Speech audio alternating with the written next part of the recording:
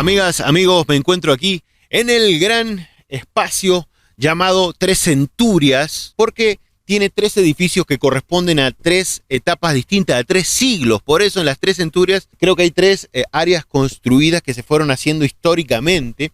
Aquí entre medio de talleres de locomotoras, entre locomotoras demo, como quien dice, y también tenemos locomotoras reales que están en exposición en Aguascalientes. Nada más ni nada menos me encuentro en el día de hoy con Iván Sánchez Nájera, el presidente del PRD, el nuevo y flamante presidente del PRD, un partido que ha estado entre tumbo y tumbo sobreviviendo en esta nueva etapa política de México. Pero para comenzar me quiero basar en una pregunta sencilla. ¿Cómo estás, Iván? Muy bien, muy gustoso de poder estar hoy contigo, Andrés, saludar a las personas que nos siguen. Y en esta etapa, efectivamente, llevo unos días al frente de la dirección del PRD, un partido en el que he militado por cerca de 20 años. Desde que tengo uso de razón política, mi convicción está en el PRD, en esa izquierda. Yo estaba en la secundaria, un montón de gente no lo va a recordar. Si te tocó la etapa de Cuauhtémoc Cárdenas, un luchador que viene, bueno, es hijo precisamente de Lázaro Cárdenas, venía del priismo, no le gusta la manera en la que se va llevando, se separa y forman al PRD.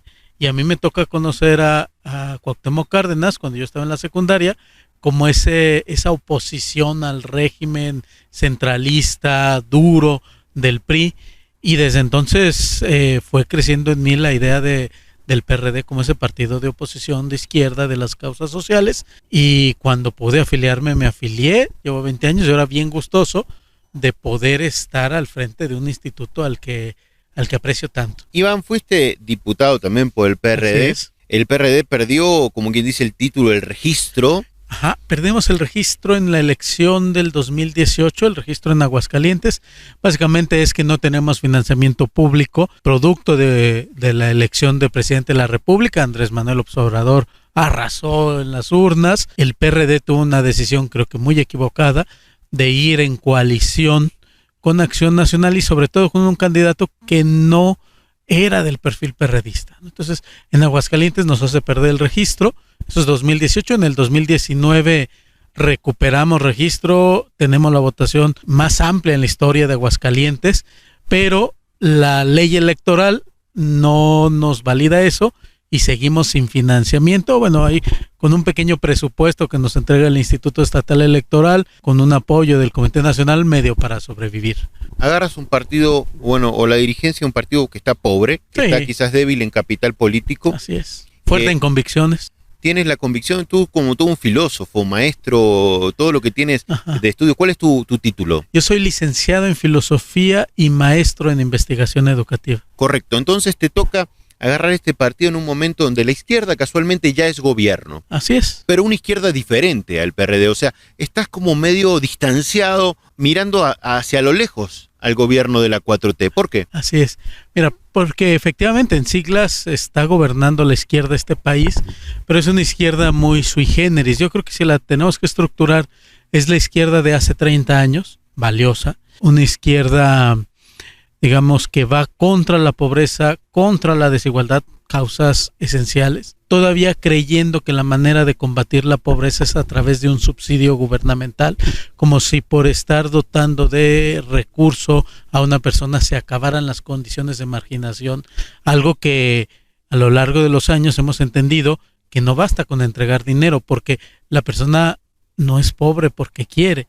La persona es pobre porque no tiene las condiciones sociales que le permitan desarrollarse adecuadamente. Si una persona le pone las condiciones, pues claro que quiere mejorar para sí mismo, ¿no? Entonces, esto es una parte que no ha entendido el gobierno federal. En el momento en el que deje de financiar, la persona va a regresar a sus mismas condiciones. ¿Es valioso? Sí. ¿Es mejor que se entregue dinero a la persona necesitada, que se gaste en cualquier exceso? Por supuesto. ¿Es lo ideal? No. Y ahí es donde nosotros creo que abanderamos la verdadera izquierda, una izquierda que ha venido madurando, una izquierda que entiende que además de la pobreza, de la desigualdad, tenemos un asunto de derechos civiles, de garantías individuales, de libertad para ser quien deseemos y que la ley nos respete y nos dé el mismo valor a todas las personas, y por eso es esta confrontación, digamos, entre quién sí es izquierda y quién no. Yo diría Andrés Manuel López Obrador es una izquierda muy curiosa, una izquierda... ¿Izquierda curiosa? Una izquierda cristiana de hace 30 años. Que gobierna actualmente el país. Entonces, sí es una izquierda muy sui generis. En contraste, el proyecto del PRD ya sería una izquierda que ha aprendido a renovarse, que le habla a las nuevas libertades, a los nuevos derechos, esto que se entiende como derechos humanos de cuarta generación, y que creo que ha entendido más cómo es la realidad y cómo estamos viviendo en nuestro México, pues que a lo mejor la mitad de la población que nos está escuchando en este momento, a lo mejor ni había nacido hace 30 años y le están entregando recetas de hace 3 décadas, ¿no? ¿Cuál es la postura política que tendría el PRD en Aguascalientes? Porque, reitero, estás agarrando la presidencia. Uh-huh. No sé cuántos afiliados tengan. Dame un poquito del panorama de cómo está parado este partido para los que están y para los que no lo conocen. Tenemos un momento de muchos retos porque, como tú lo comentas, es un partido que tiene escaso financiamiento público. Es una buena noticia a la población. Finalmente no es un partido que le esté costando, por lo menos no mucho, ¿no? Y esto sin duda alguna es un reto. Tienes que trabajar, ser muy creativo, saber llegar a la población sin gran recurso. Pero por otro lado, te digo, el año pasado tuvimos la votación más alta del PRD en Aguascalientes en la historia. De un año a otro fuimos de perder el registro a tener el resultado más alto. Estamos gobernando el municipio de Pabellón de Arteaga, tenemos representantes ante los cabildos, tenemos representante en el Congreso del Estado, y entonces tenemos este gran reto. Sabemos que hay una cantidad muy significativa de la población que está viendo de manera interesante al PRD. Yo no quiero ostentar que eso sea un voto duro. Si no lo sabemos convencer, si no le entregamos razones para apoyarnos, pues irá a apoyar a alguien más. Pero es ese reto, tenemos que conservar e incrementar. Venimos también de un proceso de reafiliación. La gente que dice yo pertenezco al PRD tuvo que bajar, descargar una aplicación, afiliarse a través de su teléfono de manera voluntaria. Es decir, hubo muchos filtros y tenemos un padrón en Aguascalientes de 5,700 personas que están convencidas, muy nuevas, que se acaban de afiliar hace pocos meses, están convencidas de que somos la opción para Aguascalientes. ¿Estás convencido de que esos 5,000 y pocos afiliados pueden ser la diferencia entre ganar una gobernatura o ganar una alcaldía? Así que me imagino que ya estás con la mirada, sí, claro, en la, ¿cómo se le llama? ¿Coalición? Militancia. En coalición, fíjate que hay una intención nacional de muchos partidos políticos, buscados sobre todo por Acción Nacional, por el PAN, de coaligarse y de hacer un frente común contra Morena. Tiene una razón, decir, unámonos para que ya no tengan la mayoría legislativa y entonces los proyectos que tenga los deba conciliar con las demás visiones, porque a lo mejor hay personas que están muy convencidas con estas recetas de hace 30 años y en algo ayuda. No quiero decir que sea terrible, pero también debe nutrirse de otras perspectivas, ¿no? Esa es la idea, digo, de algunos, sobre todo de Acción Nacional. Quizá entonces se haga una coalición a nivel federal, no sabemos, va a depender de las decisiones nacionales, pero en Aguascalientes nosotros nos vamos a preparar para ofrecernos exclusivamente como PRD. Creo que tenemos la experiencia, por lo menos local, de que la mejor votación, la mejor aceptación y la mayor libertad para construir nuestra agenda la tenemos yendo únicamente como PRD.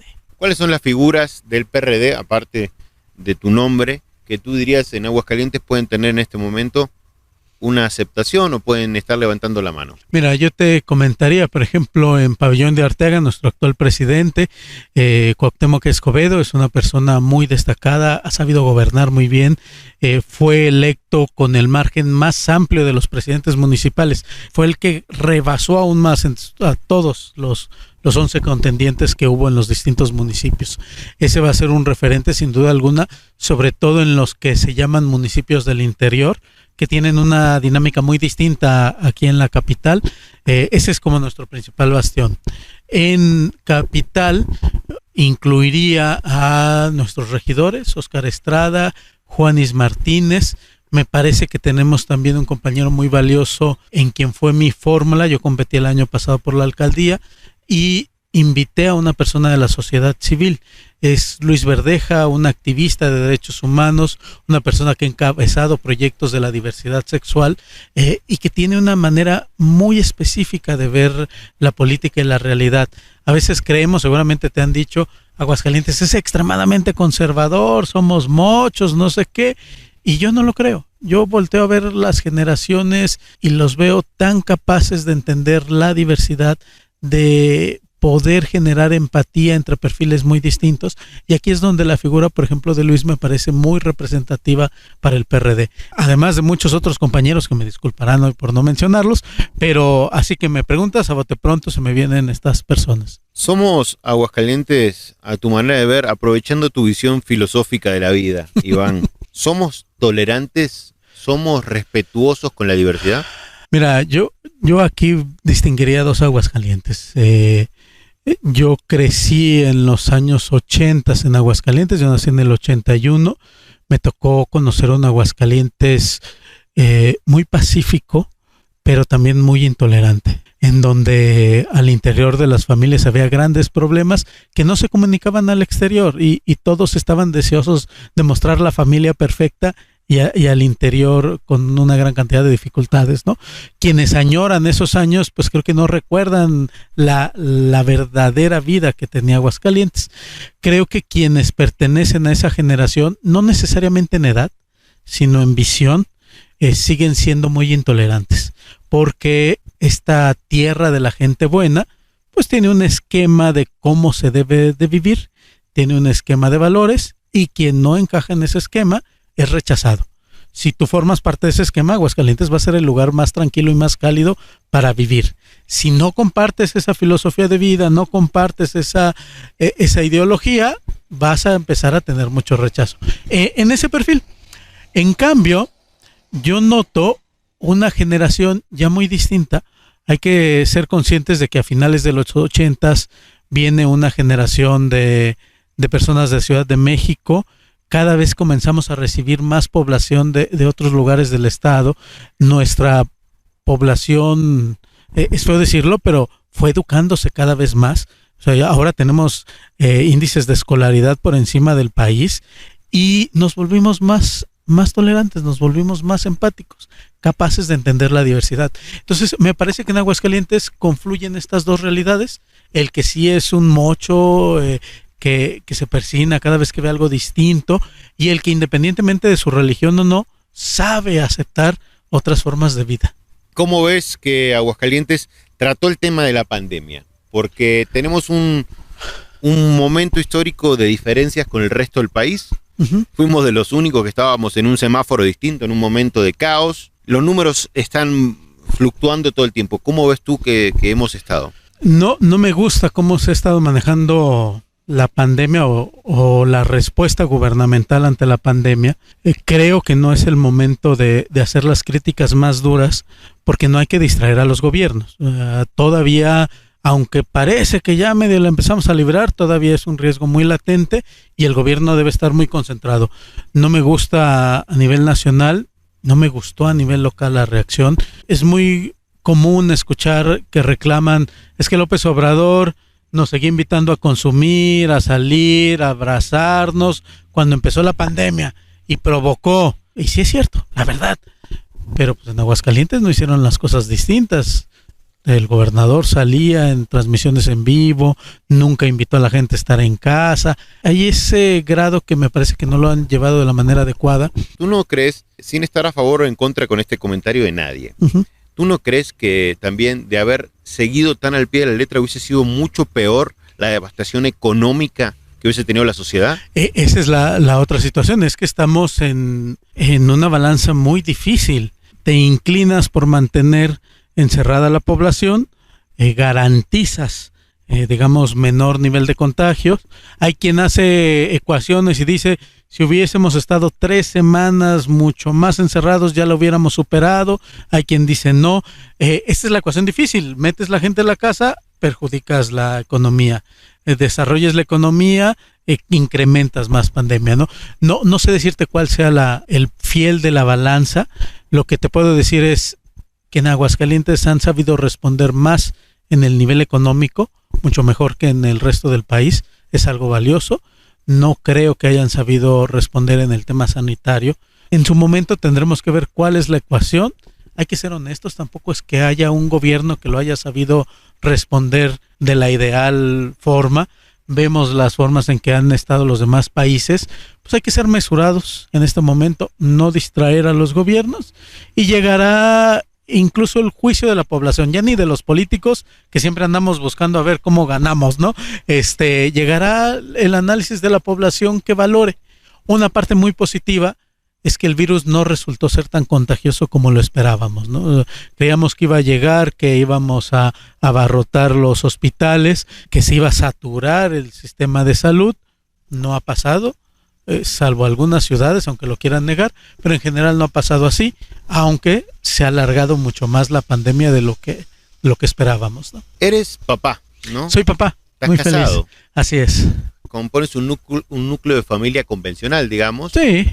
O no sé cuál sería el nombre. Sí, la tradicional, la típica. ¿Cómo ve el PRD el tema de todo el movimiento mundial que hay sobre la diversidad? ¿Cómo lo tratan? Lo buscamos, digamos, fomentar el valor del respeto, de la tolerancia, de la empatía.